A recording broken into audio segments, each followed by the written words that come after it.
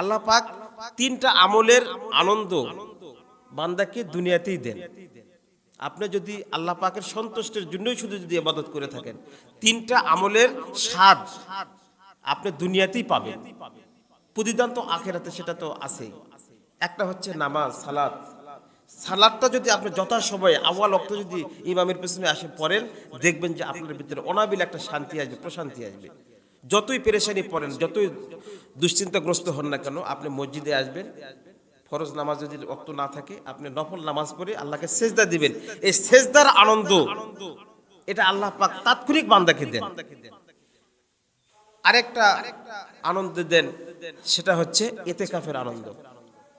ইতিকাফকারী যখন 10 দিন ইতিকাফ শেষ করে যখন সওয়ালের চাঁদ দেখার সাথে সাথে মসজিদ থেকে বের হয়ে যায়, ওই সময় যে আনন্দ পায়, আসলে সে আনন্দটাও জান্নাতি আনন্দ। তাহলে একটা সেজদার আনন্দ, এটা ইতিকাফের আনন্দ আল্লাহ পাক দুনিয়াতে দেয়। আরেকটা হচ্ছে লিসাইমি ফারহাতান, আরেকটা আনন্দ স্বাদ পায় বান্দা যখন সারাদিন রোজা থেকে ইফতার করে, ইফতারের আহারটা যখন মুখে দেয়, ওই সময় আল্লাহ পাক তাকে একটা আনন্দ দেয়, এই স্বাদ দেয়। সারাদিন রোজা থাকার যে একটা কষ্ট, এই কষ্টটার স্বাদ সে কখন পায়? ইফতার করার সাথে সাথে। তাহলে তিনটা আমলের স্বাদ বান্দা দুনিয়াতেই পায়। একটা হচ্ছে সিজদার আনন্দ, সিজদার একটা স্বাদ, আরেকটা হচ্ছে ইতিকাফের স্বাদ, আরেকটা হচ্ছে ইফতার করার স্বাদ। আর যুবকদের কথা বললাম, যুবকরা ইবাদতে বেশি মনোনিবেশ করবে এই কারণে যে আপনি কি মনে করছেন 40 বছর পরে আপনি ভালো থাকবেন, সুস্থ থাকবেন বা বেঁচে থাকবেন, তার কি নিশ্চয়তা আছে? শেষ বয়সের আমল করবেন। আমরা যারা 40 বছর পার হয়েছে, আলহামদুলিল্লাহ আমরা বোনাস পাচ্ছি। এই হ্যাটটা হয়তো আমি নাও পেতে পারতাম। তাহলে আপনি কেন এখন তাগড়া যুবক এই বয়সটা নষ্ট করে আপনি অপেক্ষা করবেন? এটা একটা বোকামি কাজ। আর আল্লাহ পাক তো যুবকদের ইবাদতটাকে বেশি পছন্দ করেন, যুবকদের ভালো কাজটাই বেশি পছন্দ করেন। এই জন্য যুবক বয়সে যারা ভালো কাজ করবেন, সময় মতো মসজিদে নামাজ পড়বেন, রমজান মাসের পূর্ণ রোজা রাখবেন, সময় মতো আপনি যদি মালদার হন হজ করবেন, সময় মতো জাকাত দিবেন, তাহলে এই বান্দাগুলার কি হবে? বৃদ্ধ বয়সে যখন আপনি মাজুর হয়ে যাবেন, অসুস্থ, কখনো এই পরিপরি ভাব, এই মানে অধৈর্য হয়ে যান, ওই সময় নামাজের মধ্যে একাগ্রতা কমে যায়, কখনো বসে, কখনো শুয়ে, কখনো মসজিদে আসতে পারেন, কখনো পারেন না।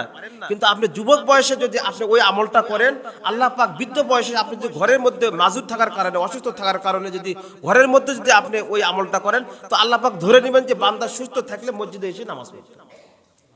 বিষয়টাকে আমি বোঝাতে সক্ষম হয়েছি?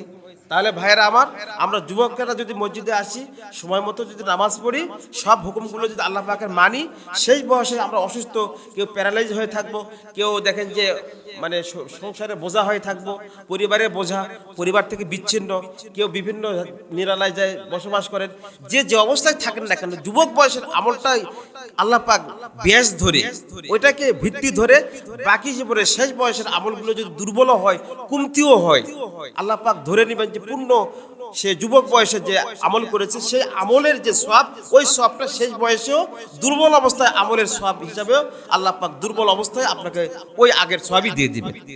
এখন আপনি বলেন যুবক বয়সে নামাজ পড়েন নাই, যুবক বয়সে আপনি সঠিক কাজগুলি করেন নাই, তাহলে আপনি কি, এটা কি আপনার ব্রেনের মধ্যে, সাধারণ জ্ঞানের কথা বলতেছি, এই ব্যক্তিটা কি ওই হকটা হবে শেষ বয়সে আসে? বলেন। এই জন্য যুবকদেরকেই আসলে এটা হলো পূর্ণ ইবাদতের পূর্ণ সময়টা হচ্ছে যৌবনকাল। এই জন্য যৌবনকালের ইবাদত আল্লাহ পাকের কাছে সবচাইতে বেশি পছন্দনীয়। আল্লাহ নবী যুবকদের অনেক মূল্য দিতেন এবং যুবকদেরকে আল্লাহ নবী ভালোবাসতেন এবং যুবকদেরকে নিয়ে আল্লাহ নবী যুদ্ধে যেতেন। যুবকদেরকে আল্লাহ নবী সবসময় কাছাকাছি রাখার চেষ্টা করতেন, কারণ এই যুবকরা আগামীর তারাকে নেতৃত্ব দেবে। আজকে যারা আপনার বাবার হাত ধরে এসেছে, চাচার হাত ধরে এসেছে, এই ছেলেরাই তো একসময় বড় হবে। এই যে আমাদের ভাঙ্গা ভাঙ্গা কথাগুলোই তারা শুনতেছে, তারাই একসময় এই সমাজের লিডারশিপ তাদের হাতে থাকবে এবং তারা এখন যে ভাবে গড়ে উঠবে, সেই আদব আখলাক, সেই মেজাজ, সেই টেম্পারেচার নিয়ে তারা তখন কিন্তু নেতৃত্ব দেবে। তো এই সন্তানদেরকে আমরা গড়ে নেব, আর সন্তানদেরকে মসজিদে নিয়ে আসার চেষ্টা করবেন। হতে পারে ছোট বাচ্চা দুষ্টামি করতেই পারে, আপনি জানেন এই বাচ্চাদেরকে আল্লাহ নবী কত গুরুত্ব দিতেন। আল্লাহ নবী নামাজ পড়তেছিলেন, নামাজ পড়তে পড়তে হঠাৎ খেয়াল করলেন যে পিছনে বাচ্চাদের সারি, বাচ্চারা নামাজ পড়তে পড়তে দৌড়াদৌড়ি শুরু করে দিয়েছে। চিল্লাপাল্লা করতেছে, একটা বাচ্চা কাঁদতেছে, আল্লাহ নবী শেষের রাকাতের সূরাটা শর্ট করে ফেলাইছেন যাতে করে তাড়াতাড়ি নামাজটা শেষ হয়। তারপরেও রসুল বাচ্চাদেরকে মসজিদে আনতে নিষেধ করেন নাই। আর আমরা কত বড় নামাজি হয়ে গেছি যে আমরা একটুতে বিরক্ত হই। এই বাচ্চাগুলোকে তো শেখাতে হবে। এই জন্য তুরস্কের মতো একটা ইসলামিক রাষ্ট্রে ওখানে মসজিদের ওয়ালে লেখা থাকে যে আপনি খেয়াল করুন আপনার ডানে বামে শিশু বাচ্চারা আছে কিনা, যদি না থাকে তাহলে ধরে নেন আগামী প্রজন্ম বেনামাজি হওয়ার সম্ভাবনা বেশি। এই যে আজকে যারা আপনার হাত ধরে এসেছে এরাই তো একসময় পূর্ণ পাঞ্জেগানা নামাজি হবে। তো যদি এই বাচ্চারা এখন যদি না আসে তাহলে বুঝতে হবে পরবর্তী প্রজন্ম বেনামাজি হওয়ার সম্ভাবনা বেশি। মসজিদ থাকবে, কাতার থাকবে 10টা, মুসল্লি থাকবে এক কাতার। কিন্তু নামাজ কি এক কাতারই ফরজ? আজকে যদি 20 কাতার ওখানে মুসল্লি হয়, অন্য দিন কি অন্য ওয়াক্তের নামাজ কি কমে যায়? বলেন কমে যায়? কমে যায় না। তাহলে আগের জুমার দিনের নামাজটা কেন কমে যায় অন্য ওয়াক্তের সময়?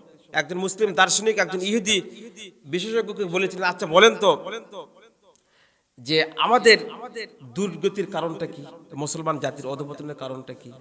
তো উনি বলেছিলেন মুসলমানদেরকে ইহুদিরা এখন নিয়ন্ত্রণ করতেছে, খ্রিস্টানরা নিয়ন্ত্রণ করতেছে, কারণ তারা ইসলামের মূল স্পিরিট থেকে তারা দূরে আছে। যখন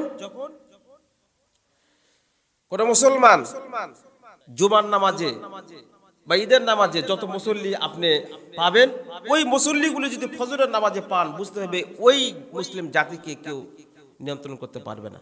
অর্থাৎ তখন তারা থাকবে পূর্ণ ইসলামী চেতনা নিয়ে। কিন্তু আমরা বলেন সেটা কি থেকে দূরে আসি না কাছে আসি? বলেন। আল্লাহ নবী একটা দোয়া করেছিলেন, হে আল্লাহ তুমি আমাকে ভোরের বরকত থেকে বঞ্চিত করো না, আমার উম্মতকে তুমি ভোরের বরকত বাড়াইয়া দাও। কিন্তু আমরা ওই সময় দেখেন যে ঘুমাই থাকি কিনা বলেন। এই জন্য ফজরের নামাজটা জামাতে পড়বেন। জামাতে নামাজ পড়লে আপনারা অনাবিল শান্তি পাবেন এবং আপনার মধ্যে একটা বারাকা চলে আসবে আপনার রিজিকের মধ্যে। সারাদিন আপনি যে পেরেশানি করেন, এত পেরেশানিরও দরকার নাই। আপনি যতটুকু রিজিক পাবেন সেই রিজিকের মধ্যে আল্লাহ পাক বারাকা দান করবেন। আমরা ফজরের নামাজ দিয়ে আমরা সাংসারিক কাজকর্মগুলো শুরু করব, কিন্তু আমরা সেটা করতে পারি না। আমরা দেখেন যে নামাজ কাজা করে মোবাইলে অ্যালার্ম দিয়ে 9টার সময় ঘুম থেকে উঠি, কখনোই আপনার পেরেশানিও দূর হবে না, আপনার রিজিকের মধ্যে কোনো বারাকাও হবে না।